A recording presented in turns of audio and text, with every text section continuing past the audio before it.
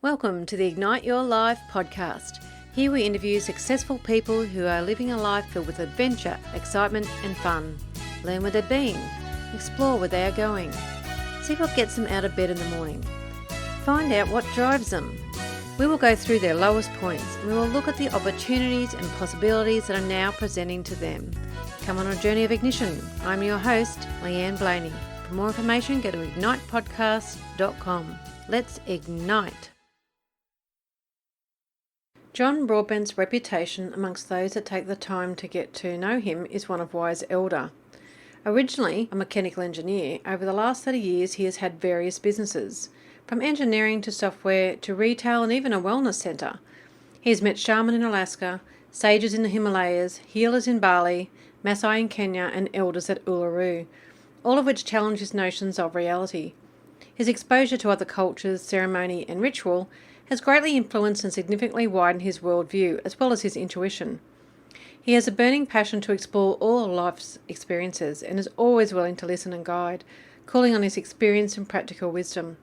He continues to enjoy the journey of discovery, both of himself and the psychological underpinnings of business, with a specific focus on leadership and how we can all become more effective in leading those around us. Hi John, welcome to the Ignite Your Life podcast. Thank you, Leanne. Good to be here and with you today. Yeah, I'm really excited to share your story. So shall we get started? Yes, please do. Excellent. All right. Do you want to tell us a little bit where you are now? What's actually happening for you right now? So in my life, I've been on, I guess, what I'd call a man's inner journey for 27 years. I'll share how all that started, I guess, a little bit further in the podcast. But I'm probably in the most settled place in my life I think I've been for a very long time. I'm the father to two boys, one almost 16 and one almost 10. So they keep me pretty, as a single dad, they keep me pretty active and pretty involved in their lives. And I have to say that parenting is the best thing I ever did. Yeah. I'm in a new business. I used to be in manufacturing and engineering and software development for food manufacturers particularly. But at the end of last year, I realised that I wasn't aligned with my business partner. After sort of 6 or 7 years, we're going in different directions. So I resigned from my own business and decided to step out to really do much more in the coaching and mentoring space, which is the work that I really love to do, and really share my own experience of how to live a more fulfilling life. So what is your story? So you touched on it a little bit, but what's your story to get you to this point in time? So as a mechanical engineer, a bit of a propeller head, a bit of a nerd, 3 pens in my pocket, working in a factory for many years. In my first long-term relationship, my partner wanted to go and swim with dolphins. And I guess to humour her, I went, yeah, whatever. We looked around at the spinner dolphins in Hawaii. I think there were some places on the Queensland coast, but for whatever reason, we chose Monkey Mia in West Australia. So at the end of January 1991, we flew to Perth, hired a car, drove up to Monkey Mia. It was about 1,000 Ks. I remember getting out of the car, it was like 40 degrees.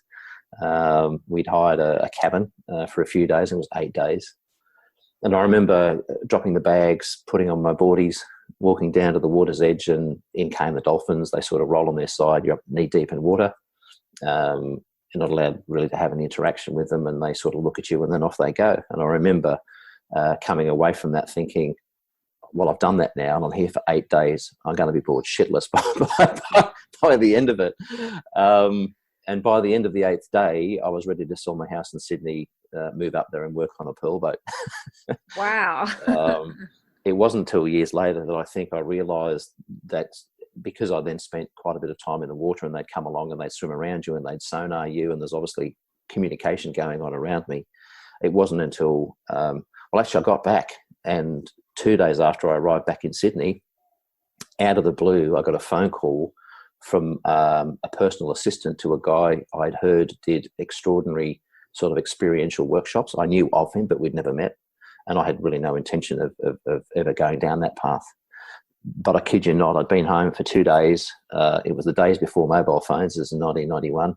And my phone rang, and I picked up the phone, and it was his personal assistant saying, "You've been invited to a dolphin meditation at Stuart's house." And I was like, who are you? How did you get my number? But the synchronicity of that was not lost on me. So me and my partner went over and I met Stuart for the first time, and I'd expected, based on what I'd heard, this bearded Gandalf character. And he was a year younger than me. He would have been 33, 34. Very handsome, long, straight black hair like a Native American Indian, very chiseled, wearing a pair of tie-dyed overalls and no shirt and bare feet. And I went, wow, what an enigmatic character. Anyway, I did my first experiential workshop with him in the June of that year. I sat in my arrogance for most of the weekend thinking, what the hell am I doing here, wasting my money at a long weekend listening to people talk about their problems, because I didn't have any. At least I thought I didn't. And then after lunch on the Sunday, he spoke to me, and in about 3 minutes he had me in tears, and I hadn't expressed emotion in that way for a long time. And that's when I went up to him in the break and I said, how did you do that? And he looked at me and he said, I know you better than you know yourself. And that was the perfect gauntlet to throw down for me, because I was damned if anybody was ever going to know me better than myself. So I then hung out with him for nearly 9 years. I got to meet shaman in Alaska. I got to meet elders at Uluru. I got to meet Maasai in Kenya, sages in the Himalayas, healers in Bali. So my little three-dimensional engineering brain was fried on many an occasion. I had some extraordinary experiences that were inexplicable in the true physical sense of the laws of physics. But as I started to dig deeper into who I thought I was, he was an expert at allowing people to explore the human shadow. I used to call him a shadow boxer. So where most of us are, I think, aware that we have, that abyss that we tend to avoid at times in our lives, the deep, probably repressed parts of ourselves. He would go into that abyss and invite you down to go and explore. And it was challenging. I mean, there was stuff that we have to deal with sometimes as humans from our upbringing, and the values and beliefs that we carry can be quite difficult. And there's also often trauma there as well. So as that process unfolded for me, I became more mobile, I became more connected, I became more aware, and life suddenly took on almost like a whole new dimension for me, in that the things that I would normally miss, I started to pay attention to. And that then led me on some extraordinary journeys, and realised, I'm just listening to a book at the moment called The Universe Has Your Back. And listening to it is really good, because it's reminding me that if we say yes when life presents us with challenges, it's the fast track. If we say no, life just keeps showing up the same challenge until we say yes. So I've learned you just may as well say yes and get on with it. Yeah, I love that. Yeah, I got a bit of a saying of say yes to new adventures. Yeah. Anything that makes me feel a bit fearful, think, yeah, that's a new adventure. We're going to say yes to that one. So because you can never learn less. That's it. Very true. So do you think you've had a number of tipping points for change along the way? Like there was obviously that big one you were just talking about when you went on that retreat, but what about other tipping points for change? Well, at the end of 1992, in the recession Australia had to have, I was in business, and interest rates, I think, hit 25% on our overdraft. It was a manufacturing business, and the business went south. So I lost my house, my relationship, my life savings, and October long weekend 92, I walked out of my house that I built and owned with a suitcase. And leading up to that was a really dark time. The fact that I'd bumped into Stuart the year before, again, no coincidence, because that was a time that was very deep and dark for me, and I seriously contemplated suicide during that time. But having someone outside of me who could shine some light on that it wasn't actually that bad. It felt that bad because I'd failed, and I'd come up from an upbringing where failure was never an option. My father, who recently passed away, I used to joke with him because he said to me on numerous occasions that the only mistake he ever made was thinking he once made a mistake. So I had to grow up being Mr. Perfect. And unpacking all that as a result of a catastrophic failure, where society said you need to have a house, a relationship, and money in the bank and a car, and all the trappings of a material life, they were taken away. And then I was left with, me. So I was like, okay, well, let's start investing in me. And so that's when I spent the next 8 years after that then traveling and learning and exploring. And then when Stuart died in January 2000, very suddenly at the age of 41, I raided his library because I hadn't been much of a reader. And he had the most extraordinary, eclectic library of stuff around human development and psychological development.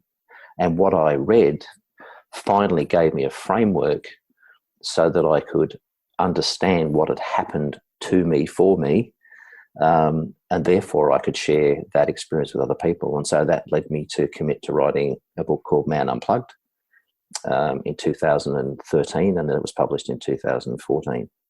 And that's really an allegorical journey of my own unraveling, plus supported by other people's work to try and put that into some accessible framework that men can read and digest. So what about like challenges? You've mentioned a couple of challenges there along the way that, you went really, really dark. What about other challenges, say in business, like even in the last, since you've gone into business for yourself, have you had any challenges where you felt like throwing in the towel? Yes. 2009, the GFC, got caught again. So it was my second boom and bust cycle. But I had the skills then to, as difficult as it was, I had the skills to deal with it.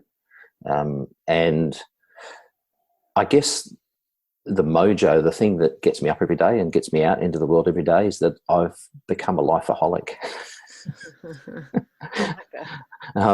I've learned to feel comfort in discomfort. And in fact, that was a challenge at the end of my second long-term relationship of 21 years, was that I wanted to continue to grow and explore. And my partner at the time didn't. Her, I think, life ambition was to be the mother of two kids. And once that sort of happened, it's almost like she stopped wanting to grow and learn. And so we grew apart. And for me, I think I get bored really easily now.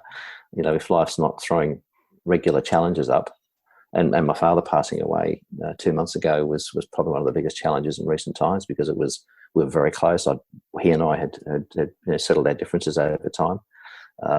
We built a very good relationship. I'm his only son, and therefore my boys are his only grandkids, and they're into soccer and he was into soccer. So it was, a really good relationship. And out of the blue, he decided he was feeling really well for the first time in months. He went and played golf with his friends and had a heart attack on the golf course, and that was it. So a difficult time to go through from a grieving process, but also a lot of relief in my part, in the sense that I'd made a commitment 5 years before, I think it was, when he had a really bad bout of pneumonia and it was touch and go, that I would not have any regrets. So I put in the time and effort and energy and focus and listening to Dad, who was a full-time carer for my mum with dementia, and he really showed me what it actually means to, really take care of someone. Yeah. Putting one foot in front of the other, do you have like a big vision that keeps you going, or is it things like that have happened that have just made you appreciate life and you just, waking up as that lifeaholic? It's really a combination of both. My boys keep me going big time, because the feedback that I get from teachers and peers and soccer coaches is that they're good kids. I give them probably a bit more of a free rein than their mum. Dads tend to do that. I know what I was up to in my teenage years, and so my responsibility, I feel, as a parent, and I think Osho, the Bhagwan Sri Rajneesh, said something along the lines of that a parent's responsibility is to teach our children how to find the truth and know what it is when they find it. And I think as a parent, it's also a responsibility to keep that light in their eyes burning bright, because I see children that are incredibly ebullient and vibrant and expansive, and then over time, society, schools, parenting, we shut down all this infinite possibility that we're all born with, and we compartmentalize ourselves. And Debbie Ford, an author who writes about the human shadow, made a comment along the lines of that when we're born, we're a 1,000-room mansion of infinite possibility, and then we become acceptance-seeking machines. And by the time we become an adult, we're a 2-room bedsit that needs a bit of work. Oh, yeah, I love that story. It's so true. So I've spent the last 27, 28 years opening some of those doors and finding some of those rooms. Yeah, yeah. It's unfortunate that sometimes when we get older, that's when we start doing that because, we're starting to realize that, yes, as children, you have all this wonderful creativity and opportunities, and then suddenly, it's like society saying, no, you can't have all that. You've got to close Yes, down and conform and be a certain way and do certain things and yes, like have your house and that's the stuff that you were talking about earlier. Yeah. and be unhappy. Yeah. Well, that's it. There's so many unhappy people. Yeah. Yes, Yeah. and I'm learning that happiness comes from being in the happening. It comes from being present with what is. Mm, And I liken the journey, if you like, and I've written about this in my book, that really doing your in a process is like climbing Mount Everest. mm. So a lot of us are sitting at base camp. Yes. We know there's a mountain there. Some of us find the courage to start the ascent, and then you're dressed in shorts and thongs and you realise that wasn't actually a good idea. And so you come back and you prepare, and then you finally do your first Everest. And when you get to the top, you rest for a while and then you see another one. And now when I get challenges presented to me, it's almost like, well, I've done it, 3 or 4 times before. I've faced major issues like that, or dug deep and found deep parts of myself and reclaimed those parts of myself. That now when that happens, I look and go, here's another mountain. I'm a bit tired, but I've done this before, so okay, let's go. And I've learned to be patient with myself. Yeah. That's the thing, isn't it? I think that's the thing. Yes. What about an ignition point? Have you had a time when things have really just started taking off for you? Uh, yes, and it scared the living daylights out of me. I went to actually an experience in August last year. I'd call it a very deep shamanic experience. And in this experience, I was taken to a very deep place within my psychology, and I could see the metaphor that was shown to me was that I had all these spinning plates, and I said I could feel how dysfunctional that was, just to scatter myself and do all these things. So I made a commitment to do 4 things, and 4 things in order. Um, and I was blown away when the 4th thing fell into place that I'd forgotten, like 6 months before I'd made this commitment, like a deep commitment. And it was to go to a conference in Vancouver and take my 2 boys and then do a road trip, which we did. We did the west coast of the US in a Camaro convertible. It was then to close out my cousin's estate, because I was executor and trustee of his estate, and it was a mess. And it had taken me 20 months, but I hadn't put the time and energy in. So I then followed that as the next step in the sequence. Then it was to move out of the home that had been our family home and find my own place with the boys. And literally the day the deed was signed for the closeout of my cousin's estate, my eldest sons found a rental on realestate.com.au, 1,300 metres from where we were living, and there were very rare finds. That was a Wednesday afternoon, and by Monday the place was ours. It was completely effortless, just before Christmas. And the 4th thing I committed to do, that once we'd moved and settled, I'd then go out and look for a relationship. And the week after Christmas, I found the person that I'm now with. And when I then stopped to look back at that, I went, wow, how can that be? So I think it was Goethe who said that at the point of commitment, the whole universe conspires with us. And I've realised that if we really commit to something, the universe has your back. We've just got to commit and get out of the way. And I've been awestruck at the couple of times, probably 3 times in my life that I've done that. I've made a deal with the universe, is what I'd say, and the universe has kept its side of the bargain. And then some. Yes. So we do have power to create. The question is, how willing are we to commit to that creation? Yeah, definitely. And be careful what you ask for. That is so true. Yes. Yeah. So by doing all this and things falling into place, like your 4 things, what new possibilities have opened up for you? Coaching and mentoring has been a thing that's opened up for me as a result, because I think when we live life and we perhaps broaden our worldview through particularly travel, inner and outer exploration, and we meet younger people, the elder role in our society is still not that valued. I'm fortunate to be part of a men's wellbeing community in Queensland, where men are invited into the elder group, not because of age, but because of service and willingness to share. And the elders in that community are held in very high regard by the younger men. And both the youngers and the elders are honoured.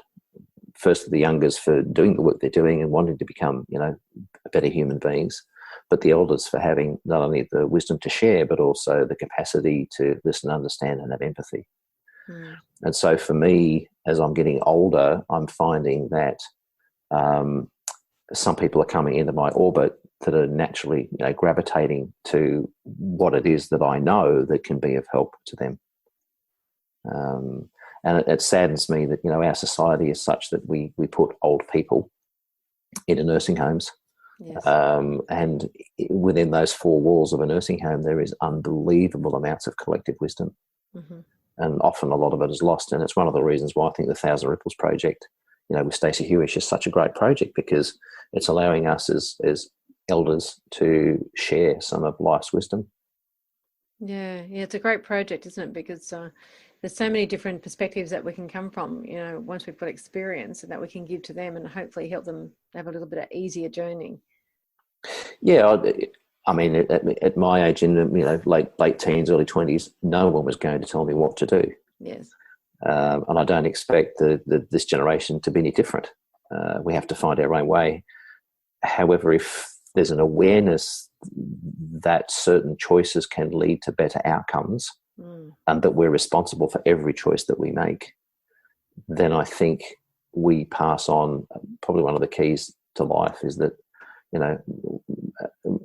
Stuart said to me many years ago before he passed away, in truth, there are no victims.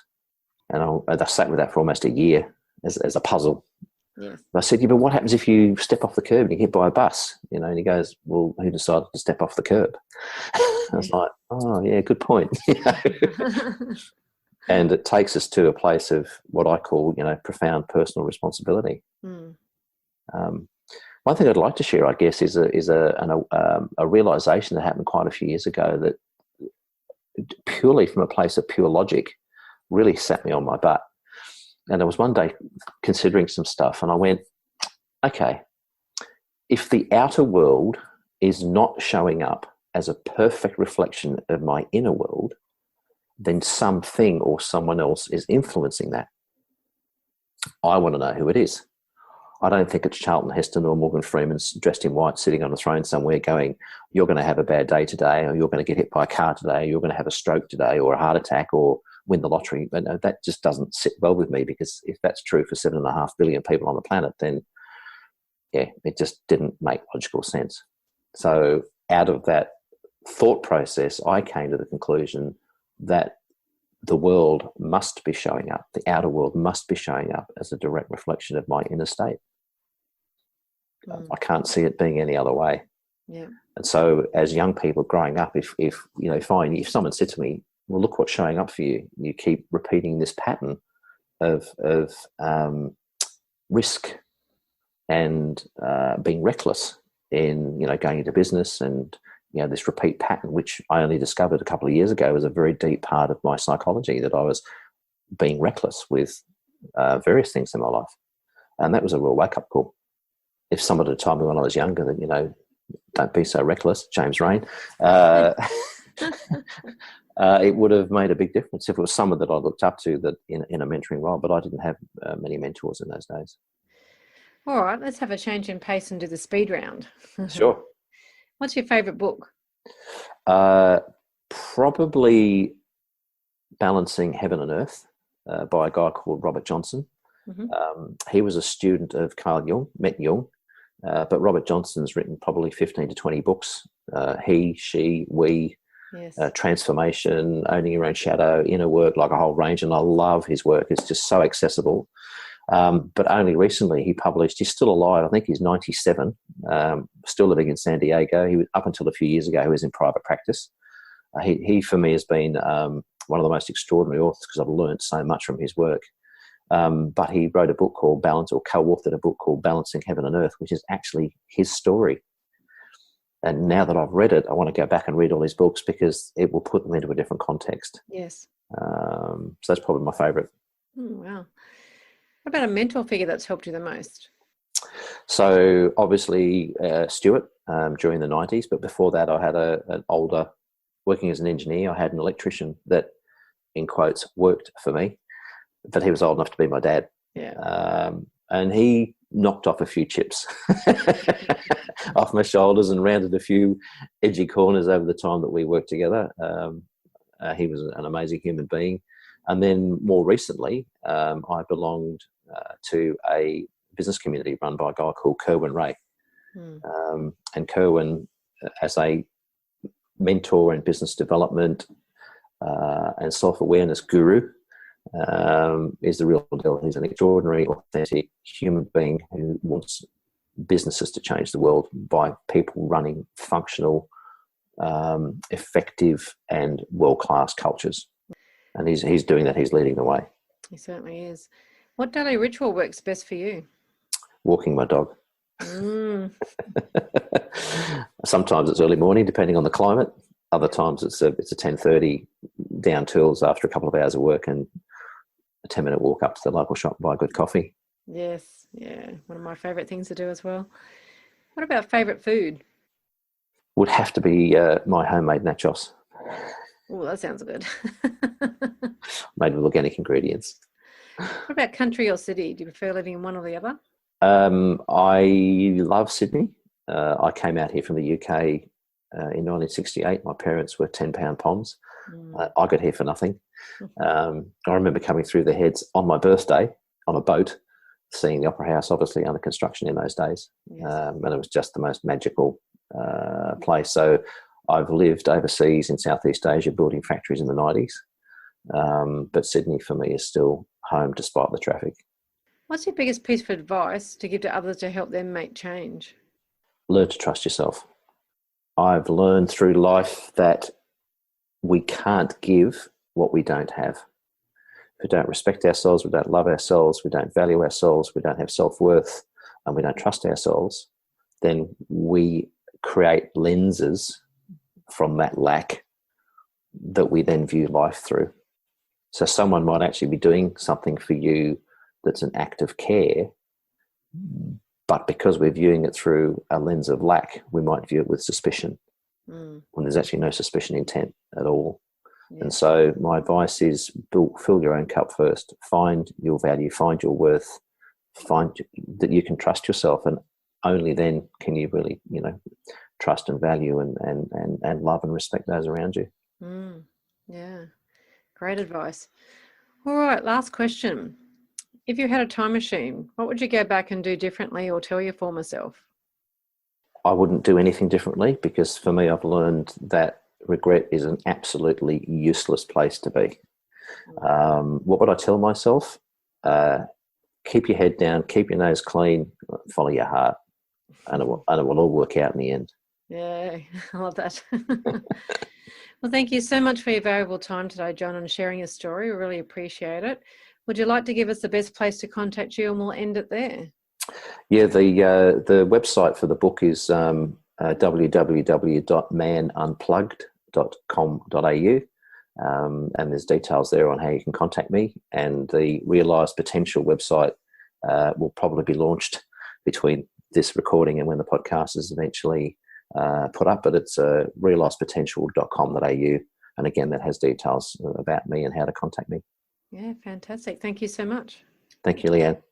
Igniters, John is a lifeaholic. He's learned to feel comfort in the discomfort, happiness in the happening.